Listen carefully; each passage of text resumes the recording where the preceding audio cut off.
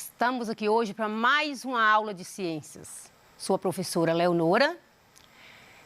Estou com você durante esses dias, já tivemos juntos na aula anterior e hoje nós vamos dar continuidade ao nosso assunto, que é sobre o ciclo hidrológico da água. Então vamos aqui relembrar a nossa aula anterior. Na aula anterior nós falamos, você aprendeu sobre o ciclo da água na natureza. Nós falamos aqui também que a água, ela passa por um ciclo. Então, ela faz um passeio na natureza. Ela muda apenas o estado físico dela e ela muda de lugar. Então, falamos aqui que a água, ela passa pelo estado, ela pode se encontrar no estado sólido, líquido e gasoso, mas que não é necessariamente que ela permaneça nesse ciclo. Ela pode transformar do estado líquido para o sólido, do sólido para gasoso, pode transformar do gasoso para o líquido e assim por diante. Então, foi esse o assunto da aula da semana passada e nós vamos dar continuidade. Vamos relembrar aqui como é que forma a chuva. A água dos rios evapora, a transpiração das árvores também evapora, porque as árvores transpiram e essa transpiração ela é eliminada na forma de vapor. Falamos também do rio, da água do rio, da roupa do varal que você coloca. Então, toda essa água, ela evapora, ela vai para o estado gasoso, chega bem acima na atmosfera, ela vai encontrar uma camada fria e ela vai passar para o estado líquido, que é a chuva. Essa aula de hoje, que você já assistiu a semana passada e nós vamos continuar com ela hoje, nós vamos verificar aqui a importância da vegetação para o ciclo da água, uma vez que eu já acabei de falar que as plantas elas transpiram e elas eliminam água na forma de vapor. Vamos entender também a relação entre o ciclo da água e a formação das chuvas. Vamos conhecer as propriedades da água. E nessa aula também a gente vai ver por que a água é considerada um solvente universal e fazer essa relação entre o ciclo da água e essa mudança de estado físico. Vai estar disponível para você um vídeo que você vai assistir para inteirar mais do assunto. Você pode acessar no YouTube e você vai aprofundar mais ainda aquilo que você aprendeu na aula de ciências. E com essa aula, você vai conhecer as mudanças de estado físicos da água, você vai reconhecer a importância da cobertura vegetal para manter esse ciclo da água, conhecer as características da água potável e reconhecer a importância do ciclo da água para a manutenção da vida na Terra. Você já parou para pensar como é que formam a chuva? Mas hoje eu já falei na aula passada como a chuva se forma. E hoje eu quero falar para você um pouquinho da chuva, que é o granizo. De vez em quando você observa que a chuva ela vem na forma de gelo. E você já parou para pensar por que ocorre a chuva de granizo, que a gente chama chuva de granizo? Então, quando eu falei para você na aula passada que a água dos rios, dos oceanos, dos mares evaporam, que vai formar as nuvens.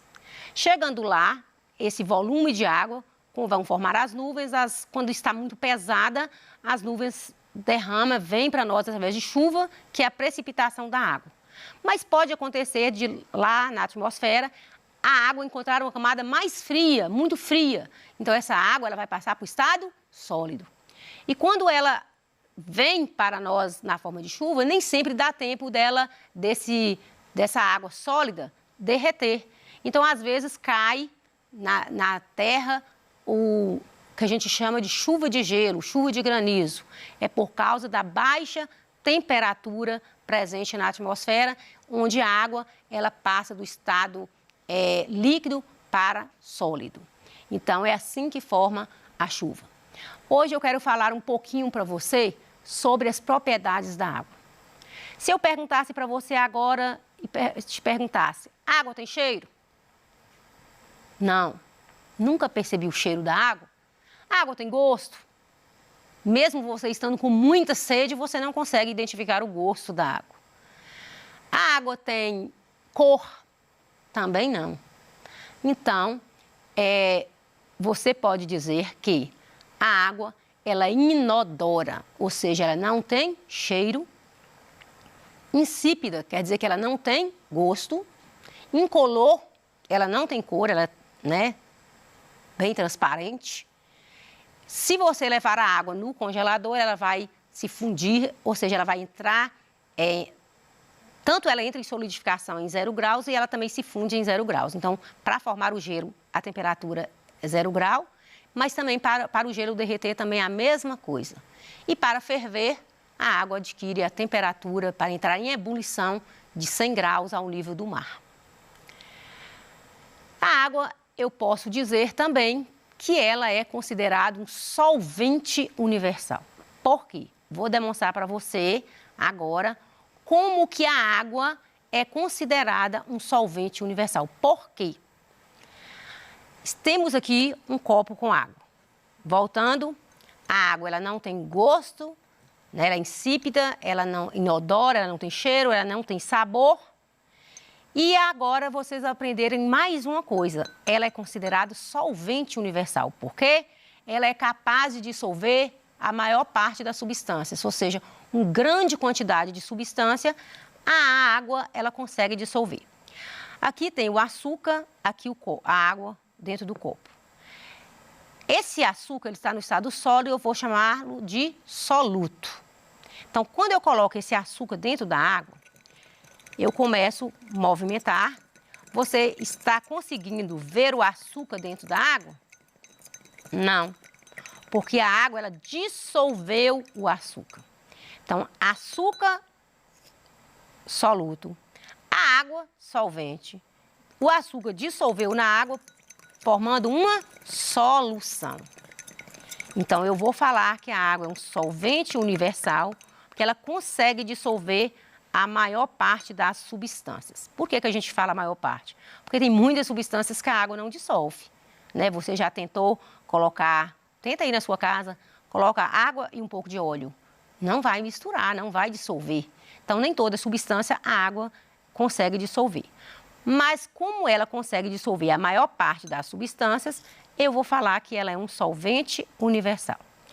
Então, o açúcar que agora já está, misturou água e açúcar, transformou numa solução.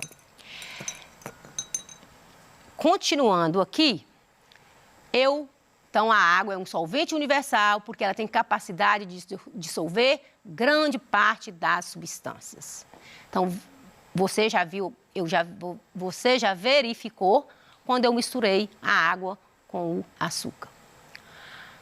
Para formar a chuva, a água ela passa, os rios, né, a água em si ela é aquecida. Então ela passa por um determinado aquecimento.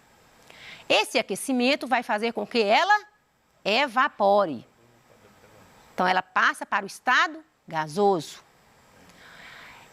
Essas moléculas da água, por ela estar no estado gasoso, as moléculas da água elas são mais leves. Então, ela vai subir para a atmosfera e esse vapor de água, ele vai esfriar. Ao esfriar, ele vai constituir as nuvens, ele vai passar para o estado líquido, que vai ocorrer a condensação da água. E com isso, essa água, ela precipita, ocorre a precipitação, que é a água na forma de chuva. Falei com vocês sobre o granizo, que é a água solidificando ainda na atmosfera. Aí ela vem para nós, porém, ela às vezes não dá tempo do gelo derreter todo e aí causa muitos problemas, né, para nós, que a chuva de granizo, ela também danifica muitas coisas na cidade. Você viu que a água ela passa por mudanças de estado físico, nós falamos isso aqui na aula passada, e vamos relembrar com você aqui agora sobre essa transformação. A água do estado líquido para o sólido, solidificação. Se eu pego aquele sólido, aquela água no gelo, e volto para a pia, passa a ser chamada fusão. Falamos também que a água ferve ela vai passar pelo processo de evaporação. Foi para as nuvens, desceu na forma de chuva, condensação. Passou do estado gasoso para o estado líquido. Então, a chuva se forma através da evaporação e da condensação. Mas a água, ela pode passar por todas essas mudanças. A fusão, evaporação, solidificação, condensação. Foi esse o assunto que eu trouxe só para revisar, porque você já viu na aula passada. A água, ela exerce um papel muito importante na agricultura. Por quê? Porque a água, ela funciona, ela desce, vem das nuvens, e ela funciona como o alimento, como fonte de vida para a atmosfera. Então, a agricultura, ela é o plantio, refere aos plantios. E a planta, para sobreviver, ela necessita de água. Existem os processos naturais que irrigam o solo, que é a chuva. Mas, às vezes, pode acontecer de não chover, né, constantemente para irrigar as plantas, e utiliza muito a irrigação artificial, que é o lançar água no solo, nas plantas ou no solo. Então, o processo de irrigação, ele é desenvolvido para regar a planta, principalmente nas agriculturas de larga escala, onde tem muito plantios e, às vezes, a chuva demora a vir e utiliza um processo artificial, que é a irrigação. A água da chuva, ela é essencial e ela também pode ter momentos que ela pode causar danos à natureza. Quando chove e o solo ele está exposto, ele não tem uma proteção das plantas, nós vamos dizer que pode acontecer a erosão, pode acontecer o assoreamento dos rios. O que é isso? As plantas, elas são fundamentais no solo. Além dela dar essa parte nutritiva para o solo, ela também, através das raízes, a água da chuva vem, infiltra no solo, e essas raízes das plantas, elas seguram essa água, elas armazenam essa água no subsolo para que venham formar os lençóis de água debaixo da terra. É uma forma de armazenar água, também é no solo. E as plantas exercem um papel importante porque elas captam essa água pelas raízes e vai para as profundezas do solo. Essa água, uma vez tendo o desmatamento, o que vai acontecer? O solo vai ficar um solo nu, um solo exposto. Então, vindo a água da chuva, ela vai carregando tudo que tiver, né, porque não tem nada para proteger o solo, então ela vem como tipo uma enxurrada, levando toda a matéria orgânica do solo, deixando o solo nu, o solo exposto. Isso vai fazer com que o solo empobrece e vai causar também aquelas valas, aquelas crateras no solo e deixando o solo improdutivo. Só que tem um grande problema ainda mais. Levando esse material do solo para os rios, vai ocorrer o assoreamento. Ou seja, os rios vão ficar soterrados. É como se os rios fossem morrendo, porque o volume de sedimentos dentro da água vai fazer com que, às vezes, até aquele percurso da água, ela mude o curso dela. E por isso que é muito importante as matas ciliares, que são aquelas matas que estão em volta do rio. Ela exerce um papel fundamental, porque ela segura as águas através das raízes e, com isso, vai ocorrer as plantas, quando elas seguram essa água fica armazenada no subsolo. Quando não tem as plantas, o solo fica exposto e aí sim, essa enxurrada, né, todo esse material vai para dentro do rio. Sem contar também que acontece muito, né, da chuva carregar muitos outros, o lixo, tudo para o rio e também causar ali danos, né, que prejudica o meio ambiente, que prejudica toda forma de vida existente ali no rio. Então, você viu nessa imagem o assoreamento do rio e você viu as matas ciliares, que são fundamentais para evitar que o rio mude o seu curso dele. Então, para o rio fluir bem, as águas fluírem bem, é necessário que esse rio esteja com as matas ciliares, que ele esteja um rio protegido. A água também, você já ouviu demais falar que ela também é fonte de energia. Então, através da água também, nós vamos ter energia. Você já ouviu falar isso? Tanto é que na época das secas, a gente fica preocupado com o racionamento da água e também com a possibilidade até de faltar energia. Porque a água, a pressão da água em si, ela faz com que essa energia que você ligue a televisão, que você utiliza aí na sua casa, na geladeira, o computador, observe na sua casa tantos objetos, tantos aparelhos que são movidos pela energia.